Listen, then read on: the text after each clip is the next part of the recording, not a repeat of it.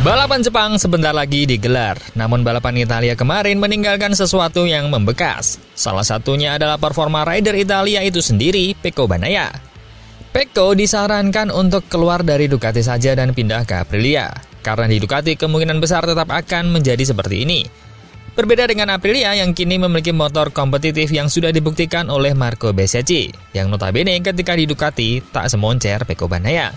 Tentu itu adalah kesempatan yang baik untuk Pecco bisa membuktikan dirinya di pabrikan lain, terlebih Aprilia juga pabrikan dari Italia. Dan juga ada berita dari Yamaha V4 yang dibandingkan nih dengan Honda. Katanya lebih bagus punya Yamaha. Masa sih? Dan juga ada KTM yang terkaget dengan pencapaian Vinales. Lama nih nggak kita bahas Vinales, soalnya doi lagi cedera. Dan juga Martin yang punya ambisi mengincar kekalahan Marc Marquez. Emang bisa? Kita bahas.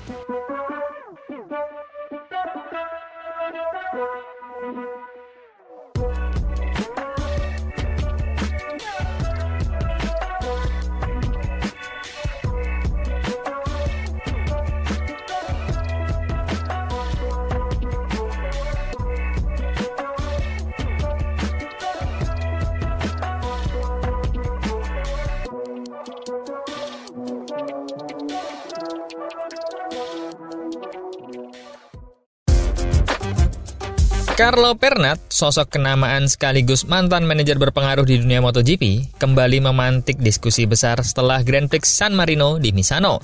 Dengan gaya bicara lugas yang sudah menjadi ciri khasnya, dia menyampaikan analisis tajam yang penuh kontroversi. Menurut Pernat, balapan di Misano bukan sekedar balapan biasa bagi Ducati. Meski Ducati sukses menempatkan 5 motor di 6 besar, Pernat justru menyoroti Bagnaia. Juara dunia 2 kali itu dinilai kian terjebak dalam situasi rumit bersama Ducati. Di sisi lain, Jorge Martin sudah lama menunjukkan keinginan kuat untuk hengkang dari Aprilia. Dari sinilah Pernat melontarkan ide yang mengejutkan, skenario pertukaran kursi antara Pecco dan juga Martin. Pikirkan baik-baik, kata Pernat. Jika situasi Bagnaia di Ducati terus memburuk dan Martin tetap tidak bahagia di Aprilia, mengapa tidak bertukar tempat? Bagnaia ke Aprilia, Martin ke Ducati pabrikan. Itu bukan ide gila, justru masuk akal. Bagi Ducati, skenario ini bisa berarti suntikan energi baru. Kehadiran Jorge Martin di tim pabrikan akan memberikan dinamika berbeda. Martin dikenal agresif, lapar kemenangan, dan sejak lama merasa layak mendapatkan motor terbaik Ducati tersebut. Jika benar-benar pindah, motivasi dan determinasi Martin akan sangat tinggi, sesuatu yang mungkin dibutuhkan Ducati untuk menjaga dominasi mereka. Namun, keputusan ini juga memiliki resiko besar. Bagnaia adalah wajah sukses Ducati modern dan juga wajah Italia. Dia adalah juara dunia ganda yang memberikan stabilitas. Melepasnya berarti kehilangan ikon dan hati Italia. Ducati harus mempertimbangkan dengan hati-hati. Apakah mempertahankan Bagnaia atau memberi kepercayaan kepada Martin yang ambisius? Namun, dengan begitu, kedua pembalap di pabrikan akan berasal dari luar Italia. Secara global, mungkin tidak berdampak. Namun, di publik tuan rumah, mungkin tifosi Ducati akan kecewa jika tim itu tak merepresentasikan pembalap dari Italia sendiri. Sedangkan bagi Aprilia, kedatangan Bagnaia akan menjadi lompatan besar. Bagnaia bukan hanya juara dunia, tapi juga pembalap Italia yang memiliki ikatan emosional dengan publik dan pabrikan dalam negeri. Hal ini bisa meningkatkan daya tarik Aprilia, baik dari sisi prestasi maupun citra. Dengan motor RSGP yang kini semakin kompetitif, pengalaman Bagnaia bisa menjadi kunci untuk membawa Aprilia ke level baru. Seperti melihat Ducati di tahun 2023 dan 2024, di mana Pecco bertandem dengan Enea Bastianini, motor Itali dengan 2 pembalap terbaik Itali. Namun, di sisi lain, melepas Jorge Martin tentu merugikan. Martin adalah pembalap dengan potensi besar, gaya balap agresif, dan di usia muda, dia masih bisa berkembang pesat. Aprilia bisa kehilangan energi segar yang justru dibutuhkan untuk melawan dominasi tim besar lainnya. Jika skenario pertukaran ini benar terjadi, efeknya bisa mengubah peta besar pembalap MotoGP secara keseluruhan. Pertama, ini akan membuka pintu perombakan kontrak di tim-tim lain. Selain itu, kepindahan Bagnaia ke Aprilia juga akan menambah nilai kompetitif kejuaraan. Dengan Bezzecchi yang mulai matang, dengan Bagnaia yang berpengalaman, Aprilia bisa menjadi kekuatan utama dalam perebutan gelar, dan juga kebanggaan baru Italia. Sementara Ducati, dengan Marquez bersaudara ditambah Martin, bisa membentuk trio Spanyol paling menakutkan di grid. Ditambah, Pernat menegaskan bahwa bertahannya Bagnaia di Ducati bisa menjadi situasi tidak sehat bagi kedua belah pihak. Tekanan internal terlalu besar bagi Bagnaia, sementara Ducati butuh darah segar. Sebaliknya, Martin akan menemukan motivasi baru jika akhirnya mengenakan seragam merah Ducati. Di sisi lain, Aprilia bisa memetik keuntungan besar dari pengalaman Bagnaia, meskipun harus menelan kehilangan salah satu pembalap paling berbakat dalam diri Jorge Martin. Ide pertukaran ini memang terdengar kontroversial, tapi tidak bisa diabaikan. Jika benar-benar terjadi, MotoGP akan menyaksikan salah satu transfer terbesar dalam sejarah modern, dengan konsekuensi yang bisa mengguncang persaingan hingga bertahun-tahun ke depan. Berita kedua, ada V4 Yamaha nih yang dinilai lebih baik dari V4 Honda. Benarkah? Alex Rins akhirnya kembali merasakan sensasi mengendarai mesin V4 MotoGP. Kali ini lewat prototipe Yamaha terbaru yang diuji coba di Barcelona dan Misano. Menariknya, Rins bukan orang asing dalam konfigurasi mesin ini. Sebelum bergabung dengan Yamaha, dia pernah menorehkan kemenangan bersama Suzuki dengan mesin inline 4, lalu meraih kemenangan penting untuk LCR Honda dengan mesin V4 di Austin pada 2023. Pengalaman itu membuat pandangan soal Yamaha V4 terasa lebih relevan, terutama jika dibandingkan langsung dengan karakter Honda V4. Menurut Rins, salah satu keunggulan nyata Yamaha V4 adalah sektor pengereman. Dia merasa motor lebih mudah dikendalikan saat masuk tikungan. Dengan V4 Yamaha, saya bisa mengurangi kecepatan lebih baik, lebih menyamping, dan memasuki tikungan dengan lebih cepat. Jika dibandingkan dengan Honda V4, komentar ini terasa menarik. Honda dikenal memiliki karakter agresif dan cukup sulit dikendalikan pada fase pengereman. Rins bahkan beberapa kali mengeluhkan Honda terlalu liar di bagian depan. Yamaha, sebaliknya, masih menjaga DNA stabilitasnya yang selama ini melekat pada M1, bahkan di versi V4.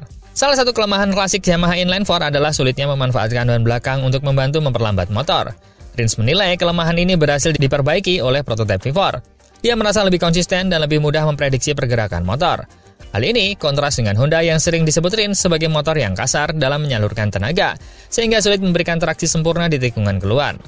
Yamaha V4 justru menawarkan akselerasi lebih halus dengan grip lebih baik, meski tenaganya belum setara dengan Honda. Di area ini, Yamaha V4 masih tertinggal jauh dari Honda. Dalam uji coba di Misano, motor Rins tercatat 8,9 km per jam lebih lambat dibandingkan Ducati, dan sekitar 3-4 km per jam lebih rendah dari Yamaha Inline saat ini.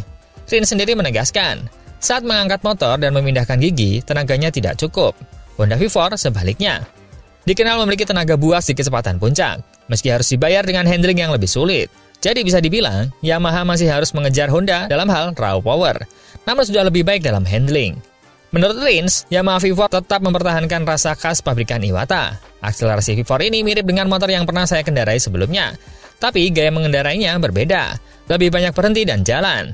Honda, sebaliknya, menuntut gaya berkendara ekstrim, agresif, berani mengambil risiko dan sangat mengandalkan kekuatan fisik pembalap. Yamaha mencoba membawa kompromi, menggabungkan tenaga V4 dengan stabilitas ala inline. Berdasarkan pengalamannya, Rins melihat Yamaha V4 sebagai motor yang lebih bersahabat dibandingkan Honda V4. Dari sisi pengereman dan stabilitas, Yamaha unggul. Dari sisi traksi, Yamaha juga lebih halus dan mudah diprediksi.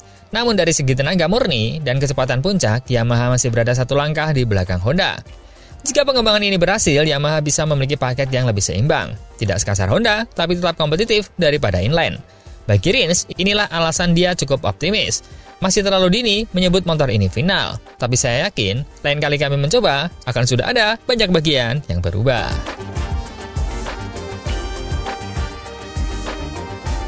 Berita ketiga, tahun 2025 jelas bukan musim yang mudah bagi Jorge Martin.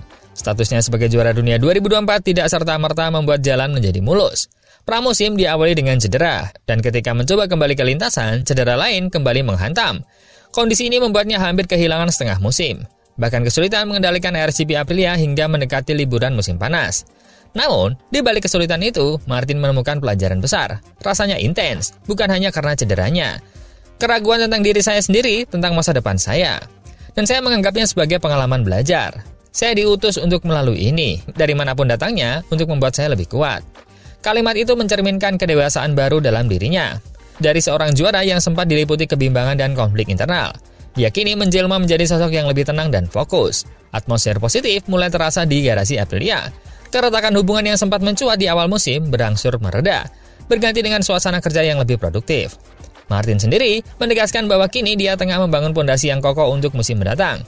Saya berusaha menyiapkan dasar yang kuat agar bisa bertarung tahun depan. Targetnya jelas, kembali ke posisi semula, menjadi salah satu kandidat utama perebutan gelar juara dunia. Tantangannya memang tidak kecil. Saat ini, dominasi Marc Marquez dan Ducati terlihat begitu kuat, namun Martin tidak gentar. Saya akan melakukan segalanya untuk bisa bersaing melawan Marc Marquez dan Ducati. Saya dan tim akan memberikan segalanya untuk memperjuangkan kejuaraan dunia. Bagi Martin, 2025 adalah tahun penuh ujian, tapi juga tahun penempaan mental.